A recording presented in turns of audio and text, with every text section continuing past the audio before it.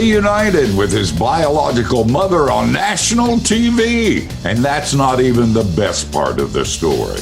Let's talk with Sam Collier on Steve Brown, etc. He's an old white guy, an author, broadcaster, and seminary professor who's sick of religion. And he's brought friends. Please welcome Steve Brown, etc. Hey, we're so glad you're here. You have a place in our home anytime you want. And I'm Steve, the aforementioned old white guy, and the name of the program is Steve Brown, etc. Our favorite megachurch pastor, Zach Van Dyke, is here. You know, Zach, for a guy who grew up watching a Big Blue singing half-human, half-songbook, you turned out all right. Yeah, man, I love salty. I stand by my salty years, man. Salty for life. Salty for life. And Matthew Porter's with us. Matthew, you came across a new word recently, didn't you? Procalypse. It's not the end of the world. It just feels like it. It's approximately the end of the world. Procalypse. That works for me. I like that. I now put it in a sentence. Yes. This morning felt like the aprocalypse. Works. Our producer, Jinx, is working hard in his little glass booth. Jinx is just $50 away from being ordained and a few snips away from having the most epic mullet haircut. And our video director, John Myers, is in his tech bunker. If you need someone who can program, fix your email, install light fixtures, don't call John. We need him for all of that at Key Life. He's already off fixing something. He's gone. Yeah, he left. Yeah, and Dr. George Bingham is the president of Key Life. He's doing some house remodeling. George, your joke will be completed tomorrow by the end of next month at the latest. By the way, you had your wife called right before you went on the air.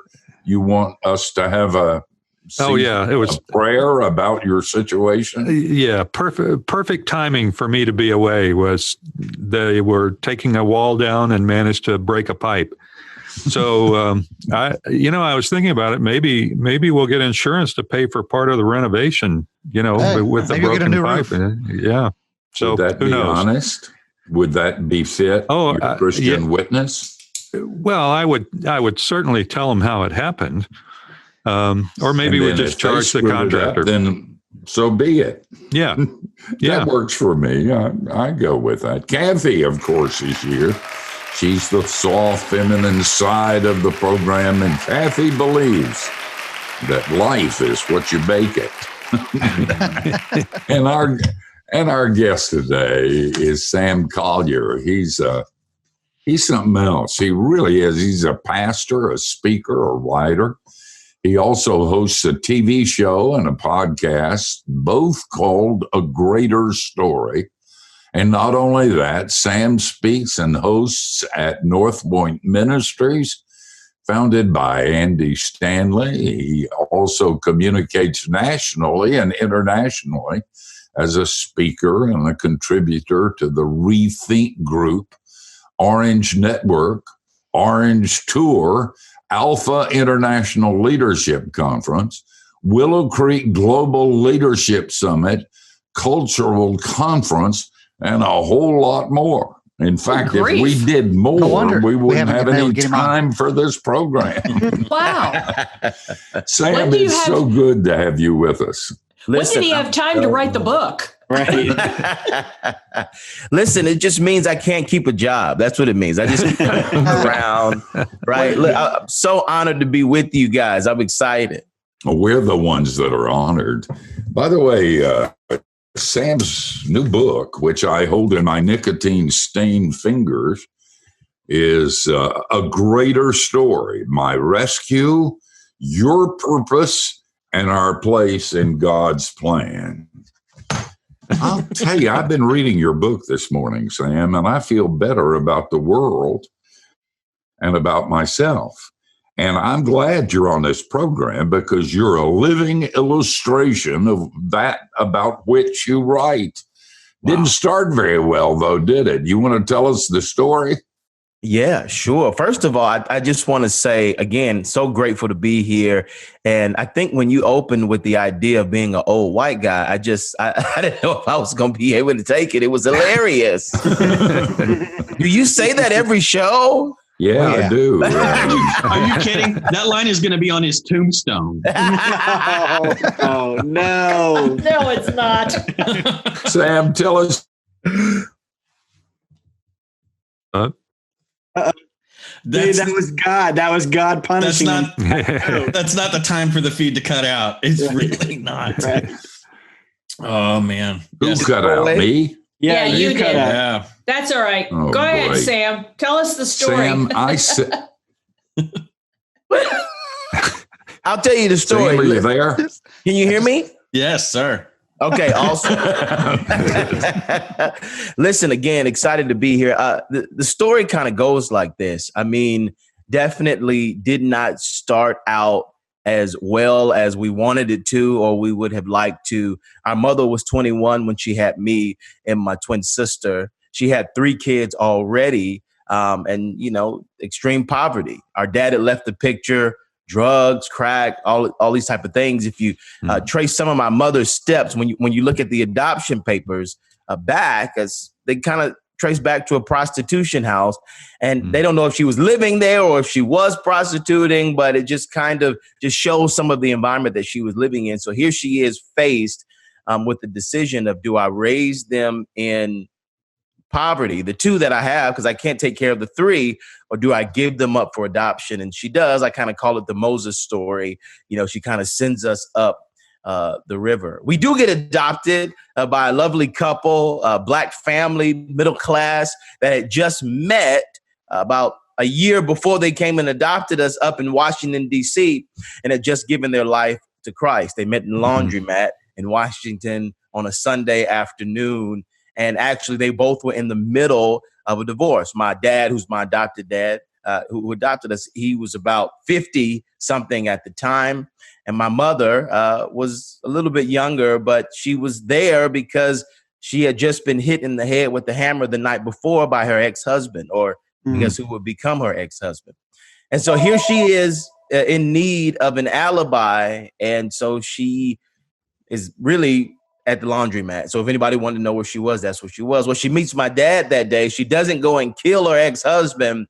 They walk out of the laundromat. They start dating. They go through with their divorces. They realize we've done it without Christ long enough.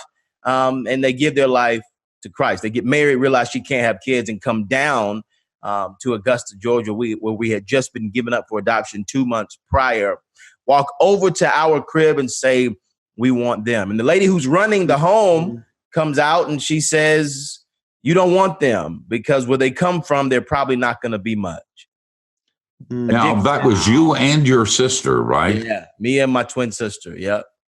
They're not going to be much. And, they step back, and I call it, they formed a little prayer closet in the adoption home. And they said, no, the Lord spoke to them that we would be okay and that we were their kids. And so they adopted us and took us home. I noticed you dedicated your book to them and to your sister. Yeah. I think from what I've read in your book, I would like all of them. I think. Well, go ahead. So now you got some parents who are loving. Yeah. Your dad yells a lot, but he's still a good guy. Yeah. Tell me how you got to this thing about looking for your birth mother. I understand you didn't want to meet her. Well, it was kind of my dad's idea. I think leading up to that, my sister got all A's from kindergarten up to 12th grade, Georgia Tech, and became an industrial engineer. And I ended up on Live Radio, and so I made it to the top. Poor guy. Sis. with Steve, right? And okay, so I feel like I made it. And, fast forward, and I'm sure we'll unpack more of this later, but my dad just had this bright idea one day as we were doing a little bit of a family tradition that we call NFL football. I don't know if anybody else has it. And awesome. We were watching the game. He breaks the only rule that he created, which was no one talks. And he says, it's time to go find your birth mother. And as a matter of fact, God told me that Steve Harvey was going to help you do it. And so I just got up and I left. I said, hey, he's lost his mind. He convinced my sister to write into the show. Long story short, a year goes by. They call us and they say, we think we can help you find your biological family. Do you want to do it? I called my sister. My sister said no, but she felt like we had to do it. We went on the show. Steve said, we didn't find anybody. And then he said, we're just kidding. Your mother's here. Oh, man. Wow. That's got to be a heavy thing. Well, listen, we got to back out, but we're going to come back. There's so much more of this story. It will blow you away. And by the way, the name of the book again is A Greater Story, My Rescue, Your Purpose, and God's Place and God's Plan. And our guest is Sam Collier, and he is an absolute delight.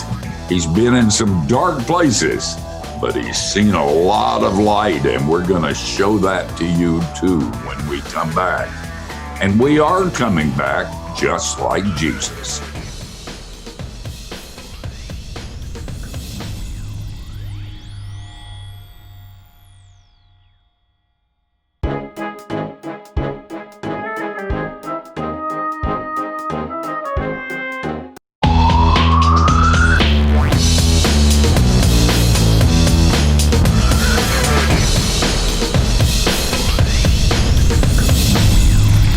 You're listening to Steve Brown, etc., and we're so glad you're here. I just got a thing across my screen that said my connection was unstable.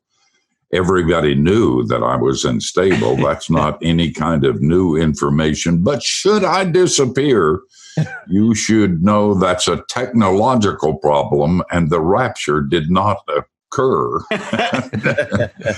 We're talking to a great guy, Sam Collier, and his book is called A Greater Story. And that's the title of his ministry, too. The subtitle is My Rescue, Your Purpose, and Our Place in God's Plan. Sam, we just love having you. Now, when we were in your story, you were on a national television program, and you had just been introduced to your birth mother that you and your sister had never met. Yeah. Was that anxiety? I mean, do you ever wonder, why did she give me up? Am I ugly? I mean, did she not want anything to do with me? Was it all hugs and kisses? Or did she just turn around and what happened on the television show? Yeah, well, I knew it wasn't because I was ugly. You know what I mean? Everybody knows that. I'm just kidding. No, but it was wild because Dorothy, who had just joined the Steve Harvey show, she was previously working at Jerry Springer. I don't know why I know that detail. She told us. That's a flip. Right, it's a detail, but she lied to us, and she said they hired a private detective, but they couldn't find anyone. And I don't know if you've ever been on a talk show like that, but with that, they write lines for you. And so if you're not like a massive celebrity, like whoever, then they're gonna write your lines. And we went over the lines about 10 times. And so when we got on the show, in our mind, there's about an 80% chance that, they were telling the truth. But we knew there was a little 20% moment that is national television, they might be lying. And so we went to commercial break after we had done kind of the first part of the show. And Steve Harvey starts dancing and he's playing Earth, Wind, and Fire because he's a wild man. And then after the commercial break, we come back on and Steve says, I know I told you this, but that's not the case. Eleanor, come on out, your birth mother. And my My birth mother walks out. And then he says, your siblings are here too. And then they walk out. And so I think for me in that moment, if you have a chance to go back and watch the clip, which you can, just Google Sam Collier, Steve Harvey, it'll pop up. I kind of put my head down because I am frozen. She walks out and I just sit there stunned because I had so many emotions, I didn't know which one to choose. And so I put my head down because in my mind, I'm going, well, I think I'm supposed to cry now. Because spontaneously cry. Right, because my sister's crying. I think I'm supposed to cry, but I don't know what to do. So I put my head down to get myself together. And I'm thinking the audience is going to think I'm crying. Cool. As my head is down, the Lord speaks to me and he says, I mean, honestly, I heard him, you're on national television, get it together. And your biological mother is here. You need to embrace her. Mm-hmm. And so he says, we'll deal with the emotions later. I push the emotions to the side and I get up and I give her a hug. And so, I always say this and then I'm going to throw it back to you, Steve, because I can go. I think that, our adoptive parents were so amazing that we didn't have any of the holes in our hearts that usually come with adoption. And by amazing, I don't mean perfect. I just mean rooted in Christ. We weren't rich. They did everything they could. And, so when I met our biological mother, I met her from more of a place of gratitude to God. Hmm. Has the relation, by the way, Kathy on our program has her own story, which is similar to yours in some ways. She met her biological father as an adult woman, and that was an interesting thing. Has your relationship with your biological mom and siblings continued? Yeah, in the beginning, the biggest thing for me that was difficult was figuring out where to place my mother, and later, as I talked to my biological father a couple of times, him in my life, because the mom hole and the dad hole was already filled. So I can't put you there because I got to honor the ones that raised me and the ones that are, it's my family, my mom and dad. But you are still a part of me.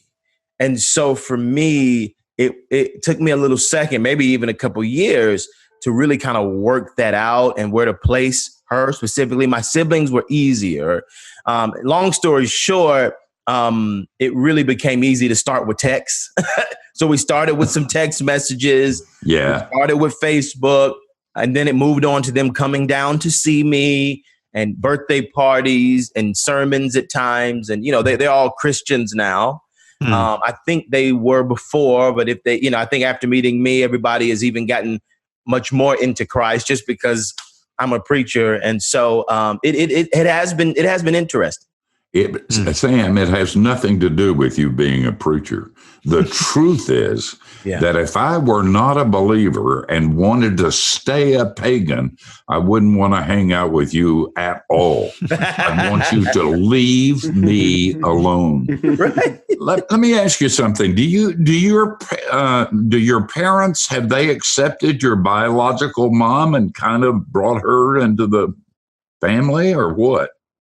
Yeah, I think they left that up to us. I think, it was their idea. I often share that because our childhood was done in such a loving and Christ-filled way, it probably would have been 50. It probably would have taken until we turned 50 for us to want to find someone. And so it was my father's doing. He said, hey, now it's time for this to happen. And one of his reasons was, you could grow up one day and marry your cousin and you would never know it. And I said, he's a wild man, right? But he did say, that dog will hunt. Right? It will. I mean, he was right. But I told him that I think I would know if somebody looked like me or Sarah, but it's, but I get it. Nevertheless, I think he was leaving it up to us to reengage. And me and my sister, interacted differently with our biological family. For me, there was a sense of grace and a sense of understanding what it feels like to grow up in poverty or having the poverty mentality, just because I had a nonprofit in the inner cities. And so he left it up to us. Oh man, our guest is Sam Collier, and you got to get this book. It's absolutely fascinating. It'll say some things about God that you probably didn't think. The name of the book is A Greater Story, My Rescue, Your Purpose, Our Place in God's Plan. With Sam, it didn't start very well, but that plane landed on a beautiful island and a vacation spot that will blow you away. We're coming back.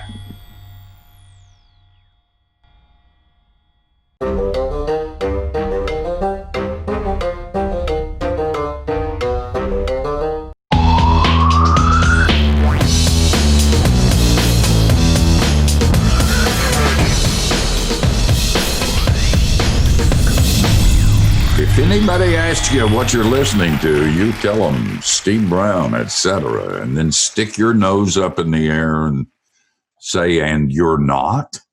We're hanging out with Sam Collier, a new friend of ours, and he is more fun, and he's got such good things to say. The book that he has recently written is called A Greater Story, My Rescue, Your Purpose, and Our Place in God's Plan. Sam, I love the name of your book and your ministry because as a screenwriter, as a marketer, story I know is everything, and it's such a powerful idea because, like you said, that social worker, she thought I have this story all figured out, and God said, no, you don't. I got another plan. I'm curious to know how these early formative experiences, or being adopted and then meeting your biological mother, how did that influence the ministry that you have, and what's the focus of that ministry? What's A Greater Story all about? Yeah, the tagline we go by is that when your story connects to God's story, it leads to a greater story. And we landed at that honestly because I had a good friend named Jeff Henderson who used to be in sports marketing at Chick-fil-A, but then later became a preacher. And so he just took all of his sports marketing knowledge and came over into the church. And he kind of speaks in terms of riddles and in terms of marketing statements. And he said, Sam, let me tell you how to sum up what you're trying to say based on what God has done in your life. He said, it's as simple as this, that when your story connects to God's story, it leads to a greater story. My dad really was right when he said it was time for us to reunite with our biological family. Again, we never woke up one day and just said, hey, we need to go find someone, because we had parents, we had a family. But my dad knew that in order to maximize where we were going, we had to understand where we came from. And so within that journey, I think the greatest thing about meeting our biological family was hearing the stories about what happened when we were not there. My biological brother shared with me that he said, I know you may feel like you missed out on something, but I want to let you know you didn't miss out on anything. There were moments when we were so hungry, we went 3 and 4 days without eating. We were shaking. We were so hungry, we were shaking. And so he said, I know you feel like maybe you were abandoned, but really you were rescued. Mm-hmm. And so when you start to look back on your life, and I often say that where you decide to look will determine what you see.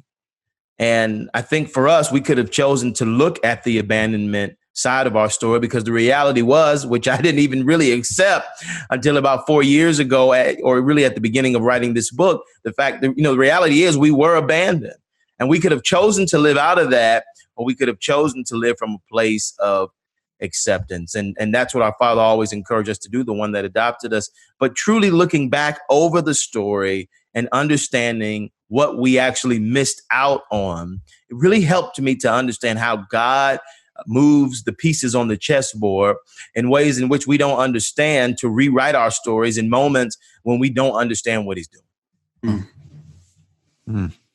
Sam, I wanted to ask you a question regarding the issue of rejection. You had a great background with your adoptive family, et cetera, but did you ever have those periods of time where you wondered why, what did I do? Did she reject me? And how, as you go through life, how does that translate as you get older and older? Because I think as believers, we go through periods of time where we feel like, at minimum, God's not hearing what we're asking for or whatever. And even to an even greater extent, like perhaps he's even rejected us, even though we know that ultimately he hasn't, because we belong to him. So, God doesn't change his mind and say, oh, I made a mistake with you. No. But I think so much of the way we look at things as we get older and older is comes from that period of time when we're younger and how we see life as younger people. Yeah, I think, I don't know if you guys have ever been to counseling, but I'm married, so I'm in there every day. But with that being said, the counselor often talks about the story we tell ourselves, right? Like whatever story we tell ourselves will determine how we live. Yeah. And I think my father was just so good early on at controlling the narrative that we told ourselves. He would not let us live out of what we didn't have. He always pushed us to live from what we did have. He said, it's not about what didn't happen. It's about what's happening now and the life that you're going to create. The line I always use is, it's not about the cards you've been dealt, but it's about how you play the hand. And so I really do think, again, that what you look at will determine what you see. And so I think even as we get older, as believers, it's our perspective. The Bible says, set your mind on things above, not on the things of this earth, and it will determine what you see. Oh, man, such good stuff. Kathy, you walked there. I remember when you met your biological father, your question to him was right at that point, why did you walk? I mean, did you ever think about me or anything like that? And his answer was superb. Not a day has passed when I haven't thought about you. And but that kind of demon haunts can drive you nuts if you've been there. You were very fortunate, Sam. And you're fortunate to be on this program, one of the truly great programs of Christendom, and we will return.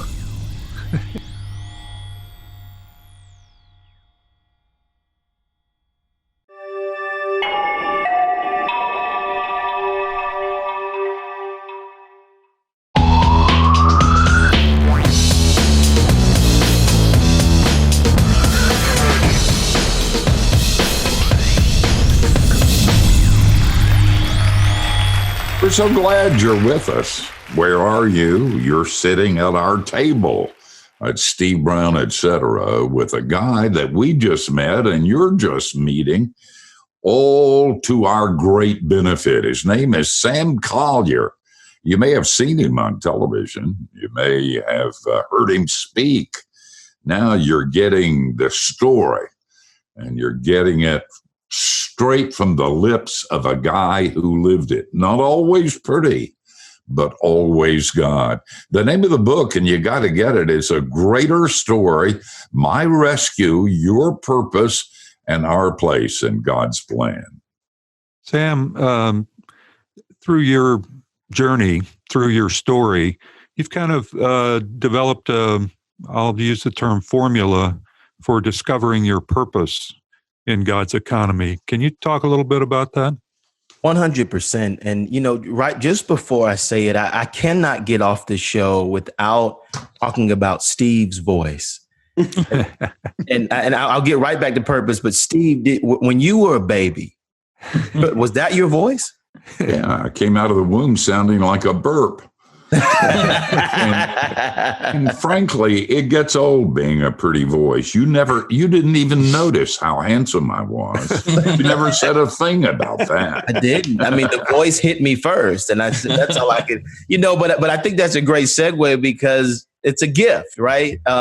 When we talk about this idea of purpose, George, I learned this formula from a lot of heartache, a lot of pain. I was mad at the church for a really long time because I felt like, and I write a lot about this in the book, I felt like they told me that God had a greater story for me, but never showed me how to get it.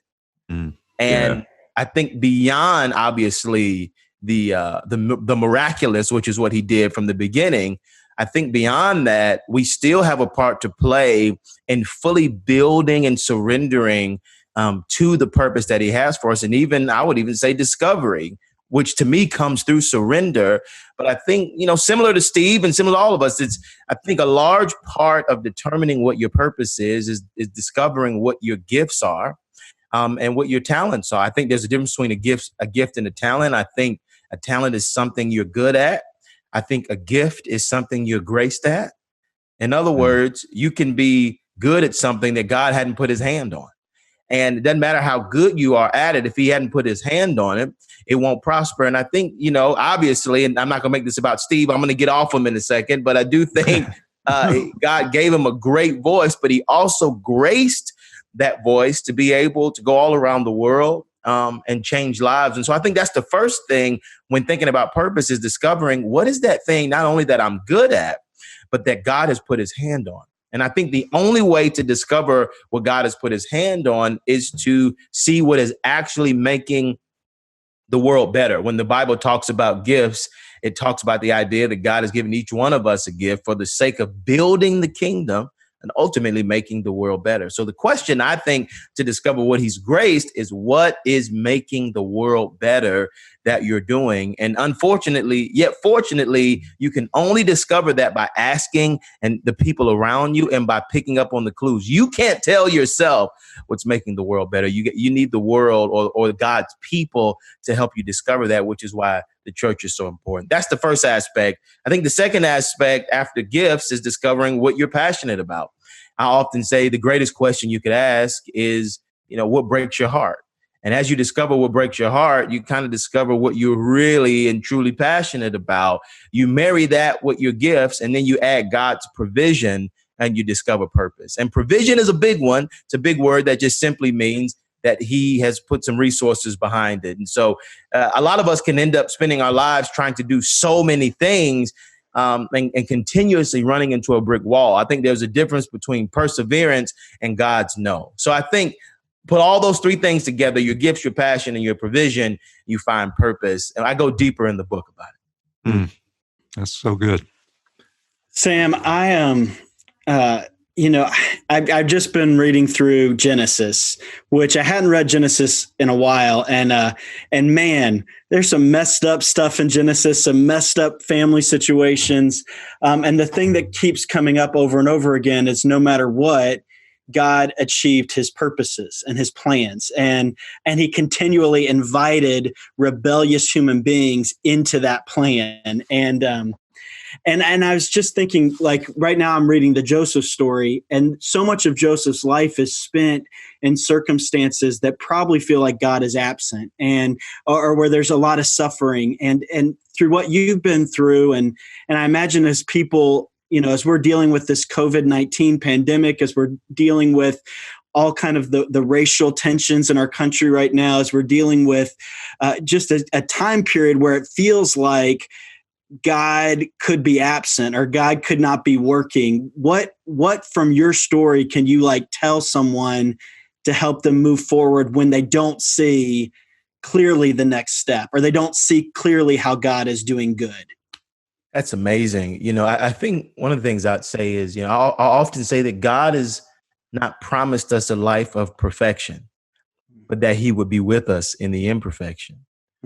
And I think that's what we see when we look at the life of Joseph, that in the imperfection, he was with him. But not only was he with him, but he leveraged the trouble that Joseph was in, the darkness that he was in, to usher him into his purpose and into his destiny. And oftentimes, didn't God do that with us? I mean, he does that with us all the time, right? I often say the worst question you could ask God is, use me. Because he actually decides to, and oftentimes he takes us low before he can bring us high. And I think that's the life of Joseph. He takes Joseph low only to raise him up, because there were things in the low place that he needed to learn, a sense of humility, a sense of surrender, a sense of dependence on God, that would help him ultimately rule in the end. I think when we think about this idea of COVID-19, I go back to the principle we kind of said before: what you decide to look at will determine what you ultimately see. I think in the midst of this confusion and in the midst of this darkness, I think the question that we have to ask beyond God, where are you at, is really, God, what are you doing? And what could you be doing in this situation to prepare me for where you want to go? It is possible for us to be in a dark place and God be using it to make us who he's called for us to be. I think there's unique opportunities in this season that if we can see them, we'll maximize the moment, and it will prepare us ultimately for the destiny that he has called us to. But friends, do not grow weary in well doing. Do not faint. Know that the Lord is with you in the boat. And if he's with you in the boat, he can calm the storm or give you the strength to make it. Mm-hmm. Oh, Sam, that is so good. Very quickly, is there a place people could contact you, a website, or give us that, and then we'll say goodbye? For sure. Go to agreaterstory.org, not .com, agreaterstory.org, and you can find everything there. Sam, thank you for taking time from a very busy schedule to be with us. I want you to know it's going to bear fruit in our lives and a lot of others. We rise up and call you blessed. Stay with it, man. Thanks, Steve, and thanks for that voice. And my good looks, too. Of course. Guys, we'll tell you who we're going to do it unto next week, so don't go away.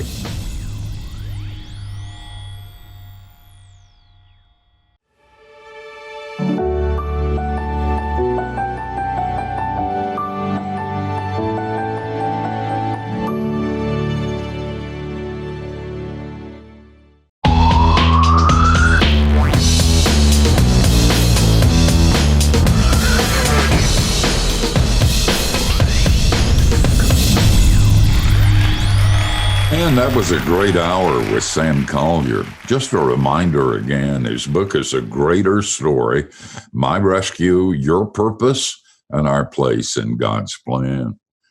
This has been a great hour for a lot of reasons. And the book you're going to like because, well, for a lot of reasons. One of the reasons that this was so good for me is that I'm Presbyterian. And I'm Reformed, and I'm a Calvinist. I'm also a cynic, and I've been doing this for a very long time. And those of us who are like me simply say, God is sovereign. And if things are bad, deal with it. If you went through a divorce, if you're adopted, if you've been through abuse, if you lost your job, if you've got COVID-19, just deal with it. A sovereign God did it for you. So worship him. And I don't know, but that gets really hard for somebody like me. So occasionally I got to hear from somebody like Sam who says, quoting scripture, all of the promises of God find their yes in Jesus Christ.